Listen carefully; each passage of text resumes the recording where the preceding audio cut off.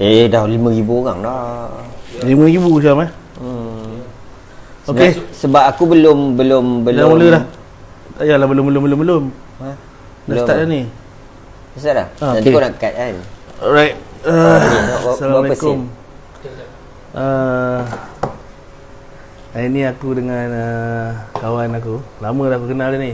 Lama cik. Lama lebih kurang dah 5 tahun dah. 2015 kan? 2015. 6 tahun dah. 6 tahun dah. Betul lah, nak masuk 6 tahun dah ni. Kenal kau dekat BNI kan? First kita jumpa kat mana? Subang Jaya. Ingat tak? BNI, Doset. Dekat Doset Hotel. Pagi-pagi pukul 6.30 jumpa. 6.30. Kau dah kau tentu rambut kau belah tengah dengan ni ya? Ada sekali. Ada sama lagi. Dia jual pagar. Pagar besi. Pagar duri tu bunuh orang. Dia bunuh orang pagar duri tu. So ini nak cerita sikit. Ni sebenarnya sembang-sembang santai lah sebenarnya. Orang kata korek bisnes sama dia. Korek bisnes. Korek bisnes lah. So nak cerita sikit. Sebenarnya kau ni apa minat kau daripada kecil sebenarnya? Minat daripada kecil. Aku nak korek dulu ni. Okay. Aku nak korek kau dulu. Sebenarnya kalau daripada kecil dulu cita-cita nak jadi pilot. Sebab betul. apa? Sebab itu sampai darjah 6. Sampai darjah 6 nak jadi pilot. Sebab apa jadi pilot? Sebab duduk dekat Subang Airport. Jadi tiap-tiap hari tengok kapal terbang lalu kan. Subang Airport dekat area mana? Subang Airport, Kampung Lembah Subang. Sekarang dah tak ada dah. Tak ada dah kampung. Dulu ini yang kau cakap kau makan tembikai tu kat situ. Itu masa darjah 6 memang betul. Dekat arah Damansara. Sekarang ni dia dah jadi tu arah Damansara ni tempat apa dulu? Masa tu dulu kat situ tu estate. Oh, bukan tempat pelupusan sampah. Dia estate, ujung dia pelupusan sampah. Oh. Belakang tu situ setinggan. Nama dulu Kampung Lembah Subang.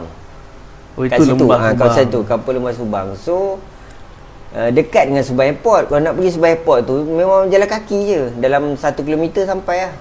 Jadi memang hari-hari nampak kapal terbang. So itu yang jadi macam inspired inspired nak jadi pilot. So bila masuk sekolah menengah dah minat elektronik. Jadi bila minat elektronik ni nak jadi engineer. Nak jadi engineer. So bila nak jadi engineer ni contohnya sampai ke tahap kita siap buat ni walkie-talkie. Buat projek walkie-talkie tu kita combinekan radio dengan transmitter dengan receiver combine kan.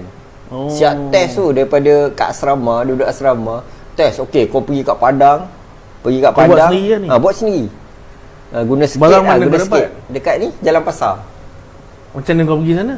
Itu cikgu lah, cikgu Kemahiran Hidup. Kemahiran masa Hidup tu sekolah menengah ke sekolah rendah? Sekolah menengah. Kau bukan sekolah menengah dekat Kat Kuala Sangor. Ya kau pergi. Ingat tak masa aku buat pergi kan. Masa tu sebab masa tu masa form 3 memang cikgu tu cikgu Arifin. Sekolah kat SAAS. So memang minat lah elektronik ni. Siap dia bagi tahu kalau nak beli barang-barang elektronik ni beli kat Jalan Pasar. Nasib baik kau tak buat kau terbang. Tak adalah. Remote control je. Memang pernah remote control masa kat universiti. Ni yang kau yang lepas tu kau spy tu. Tak adalah spy ni kira main remote control tu kan. So bila minat elektronik ni belajar ambil diploma elektronik, degree pun elektronik. Okay. Itu cerita dia. Lepas tu bila time buat degree duduk kat UK. Bila duduk kat UK tu kan banyak masa kita orang kata yalah time winter nak keluar malas kan. Okey, sebelum cerita UK tu dulu. Masa dah habis tu kau belajar mana? Yang mana? Dah habis sekolah kau belajar mana? Dah habis sekolah kat UTM KL. Jalan Semarak. Jalan Semarak ambil diploma 3 tahun. So bila ambil diploma, habis diploma sekejap sambung kat UiTM. Sekejap je 6 bulan. Lepas tu drop off sambung kat UK. Tu cerita dia. Ni cerita UK ni. Cerita UK ni. Tapi aku dengar kat UK kau angkat tahi orang. Itu pengalaman. Itu memang bukanlah kerja kau angkat tahi Mat Salleh, bukan. Taklah, bukan macam tu. Dia cerita dia macam ni. Kebetulan cerita. Cerita dia macam ni. Masa tu kita jadi floor manager. Manager ke engineer? Floor manager. Floor manager boleh, floor engineer pun boleh. Kan? Okay, floor engineer ni maksudnya cleaner sebenarnya. Okay. Okay, ada sehari tu. Okay, biasalah kita punya rotate. Kita ada rotation. Okay, orang ni jaga sini, orang ni jaga sini, orang ni jaga sini kan. Masa tu sepatutnya aku kena jaga dekat tempat lain, kena area tempat lain. Floor manager di mana ni? Di Leeds Metropolitan University. Di mana? Di Leeds. Ya, betul. Di dalam bangunan tu dekat area mana? Dalam bangunan tu kat library.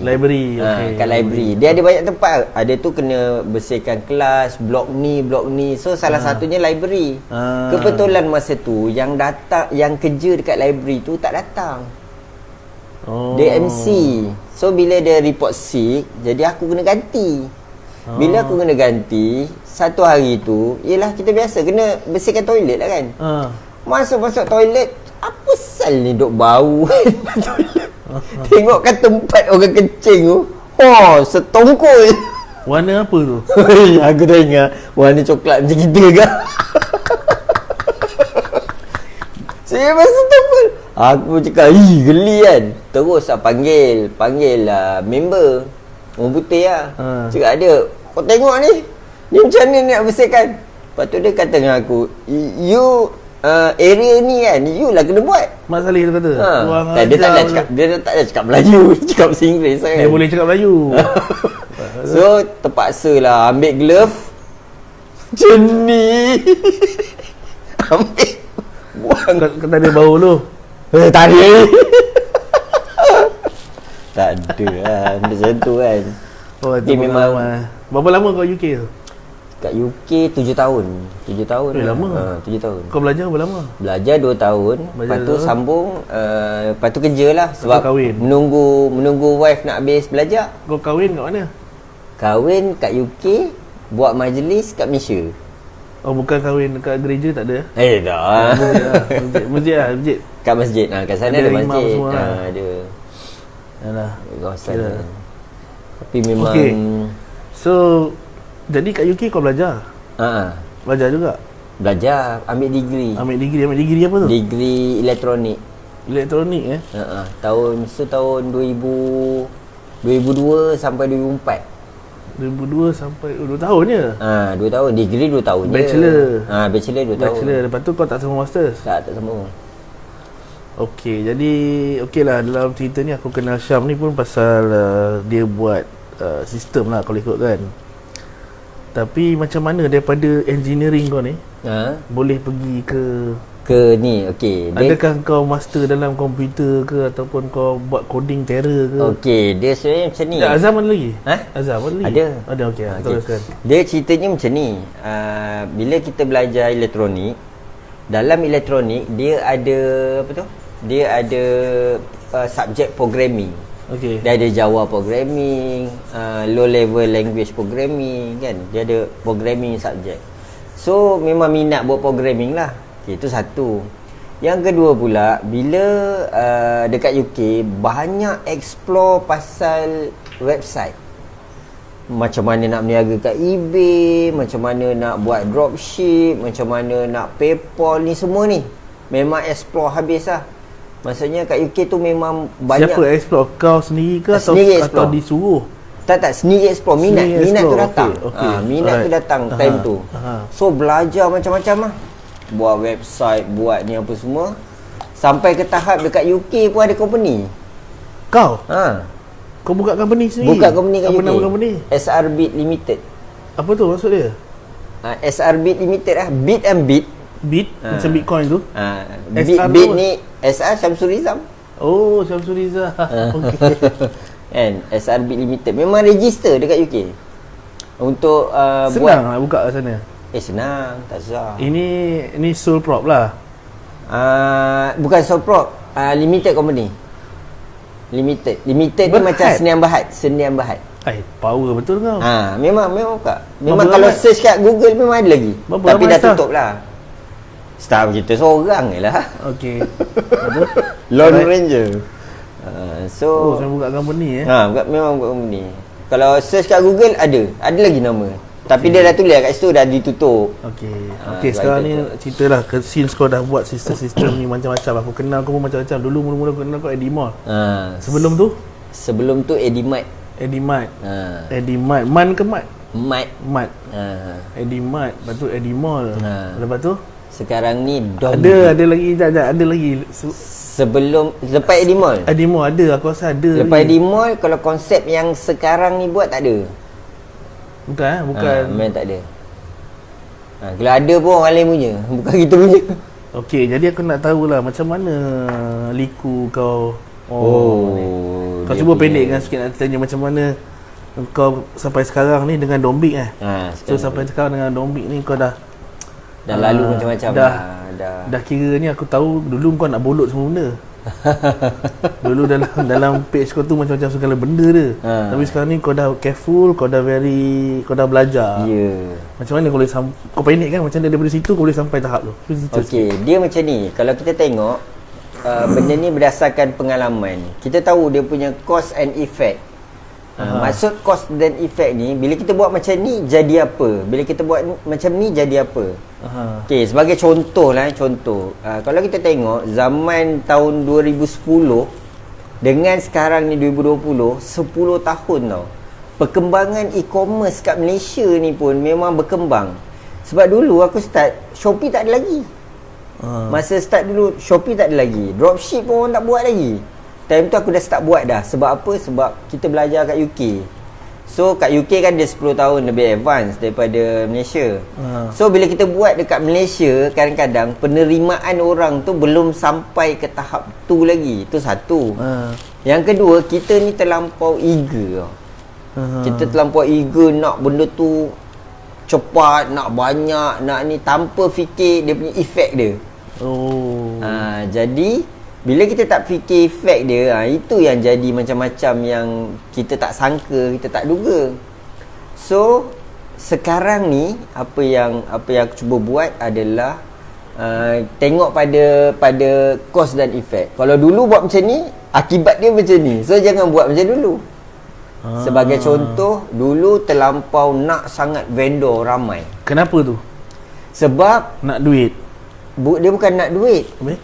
Sebab nak produk banyak. Okey. Nak produk banyak. Kau nak buktikan sesuatu lah. Bukan nak buktikan sesuatu. Dia nak produk banyak supaya orang nampak meriah. Okey. Tetapi kena ingat, nak produk banyak, kos dia pun meningkat. Kos apa tu? Kos overhead, kos operation, semua tu meningkat. Server. Semua meningkat. Dan tak semestinya produk banyak menghasilkan jualan yang banyak. Betul. Okey. Jadi kat situlah sebenarnya aku belajar kenapa, apa faktor-faktor yang menyebabkan keuntungan, apakah faktor-faktor yang menyebabkan benda tu boleh sustain. Okey. Jadi benda-benda tu yang sebenarnya yang jadi yang sekarang penting. Dombik macam mana?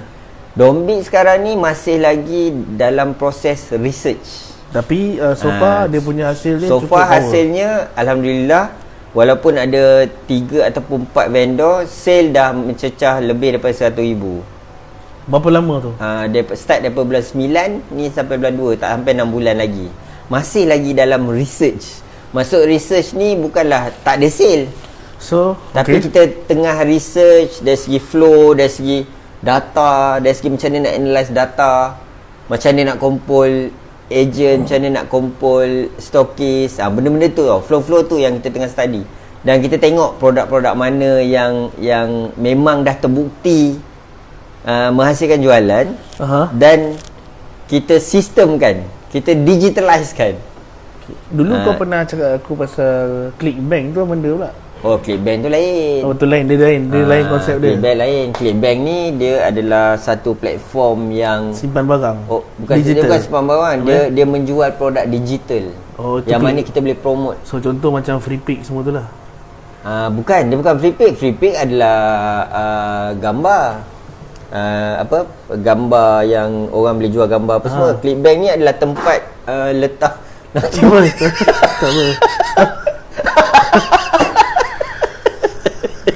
Nanti masuk dalam video. Tak apa, dia edit nanti. Dia Clickbank Clickbank ni macam ni. Dia adalah satu platform digital yang orang boleh promote produk digital tu melalui kaedah affiliate. Itu Clickbank. Itu Clickbank. Clickbank lain. Tapi produk apa tu? Produk digital. Contoh? E-book, lagi? course, software. Course? Course. Maknanya video. Macam nak belajar, video pembelajaran. Oh, okey. Itu Clickbank. Itu Clickbank pun lama dah. So dalam masa nak dapat sampai tahap Dombik ni, ada tak zaman-zaman makan Maggi? Oh, ada. Ada lah. Dia sampai ke tahap makan Maggi pun tak boleh ke apa? Dia bukan makan Maggi tak boleh. Dia macam sampai ke tahap yang kita serabut, yang kita, sebab dia melibatkan orang. Melibatkan orang kan. Dan bila satu benda tu tak sukses kan, satu benda tu fail, dia ada dua jenis orang. Satu jenis orang yang dah tak percaya kat kita. Itu standard. Satu lagi orang yang kawan kita yang memang walaupun dia benda tu fail, dia tetap percaya kat kita. Aku kenal tu.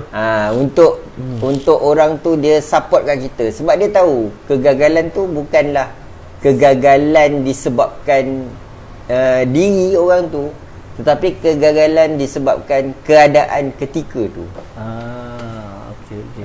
Jadi kita nak jadi yang mana? Antara dua lah, kita pilih lah. Kita nak jadi orang yang macam mana. Tapi aku kenal kau agak kental juga lah. Kau endurance kau tinggi lah. Kau boleh terus saja.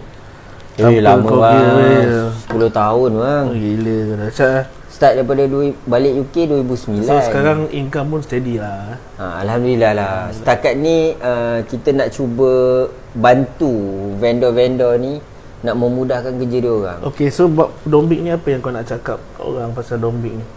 Dia sebenarnya kalau tengok Dombik ni sebenarnya adalah servis yang ditawarkan oleh usahawan-usahawan kat luar sana. Contoh servis apa? Servis marketing, servis operation, servis untuk sediakan apa tu orang kata stokis, agent. Dah ready lah, maksudnya dah ready stokis, ready agent, ready affiliate. Dia benda-benda macam tu. So contoh katakanlah kau ada satu produk kan, kau nak jual produk ni secara online. Dombik ni dia bukan macam e-commerce biasa macam Shopee ni. Dia bukan macam tu. Kalau jenis yang macam Shopee ni, baik masuk Shopee. Betul. Kan? Ambil, masuk je lah Shopee. Dombik ni dia adalah servis untuk dapatkan agent sedia ada. Contoh. Okay, kat mana platform yang kita boleh dapatkan agent sedia ada? Cuba sebut. Tak ada. Ada ke? Aku tak tahu. Rasa macam tak ada. Tak ada. Aku tak ada macam satu agent nak cari pekerja apa ni? Kan? Bukan agent nak cari apa ni, vendor nak cari agent adalah. Kan? Tapi kita kalau ada produk nak cari agent yang ramai, tak ada. Tak ada. Kan? Yang ni kita dah kumpulkan agent tu kat satu tempat. Kita dah train dia dah. Jadi itu salah satu kelebihan dia. Yang kedua pula, dia kira free agent lah ni.